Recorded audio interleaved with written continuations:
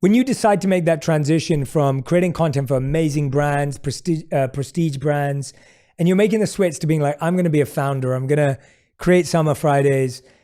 When you're making that transition, walk us through some of the things you thought about, because today I find that everyone feels the pressure now, just as we felt the pressure when we were growing up to work at a big company or a well-known organization. Today, the pressure is everyone should be an entrepreneur and found their own company. I feel like that's kind of like the energy, and everyone thinks like they have to launch something or whatever. When you're going from selling other people's things to saying, I'm actually becoming a founder, what are the questions you think people should be asking? What are the insights they should be considering? Because I think it's very easy for everyone today to think, oh, I've got a few followers, I should launch something, or because I'm connected, I should do this. And I don't think that always works out. Obviously, it's worked out for you. So I'm wondering, what were the things you had to think about? I think if I had to go back and tell myself when we started the brand, what do I wish that I knew? And I wish that somebody would have asked me, which it's all the things that I love now, but like, do you really want to run a company? Like, the days that we launch a product, let's say we launch 5 products a year, that's 5 of 365. So the other 360 days, do you really want to work on a business?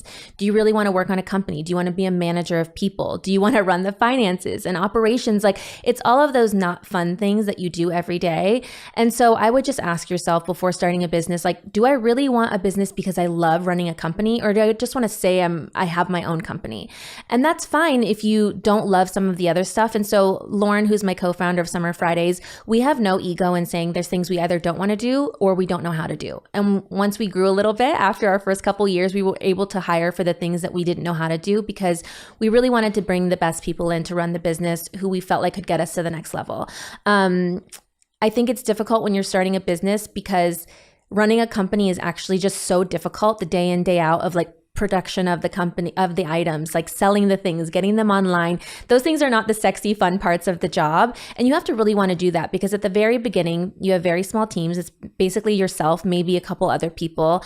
And you're not making a lot of money for the first few years. I think there may be a misconception of like, oh, you start a brand and then all of a sudden you're rich and you have all this money. And that's definitely not the case. It takes a long time, because whatever you invested into the business and you sell stuff, you're just recouping your money for what you've already invested. And then as you grow, you make a little bit of money, you put it back into the business, you hire a person, and then you hire someone else. And so the first few years of Summer Fridays, we didn't pay ourselves because we thought it was more important to invest back into the company. So if you're thinking about starting a business, ask yourself, do I actually want to run a company? And if you do, great.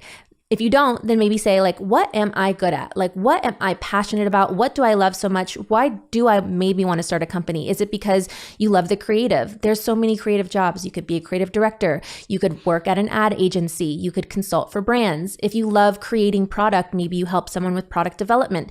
There's so many skills that we learn as creators. Find what you love best and then offer that as a service to other brands. So something I love is like branding and marketing. And I think in life, this is just one of the first things that I will do of many. And I hope in the future I can consult for brands and work for them on branding and marketing, because that's something I'm passionate about. So I would love to continue to do that over a portfolio of them.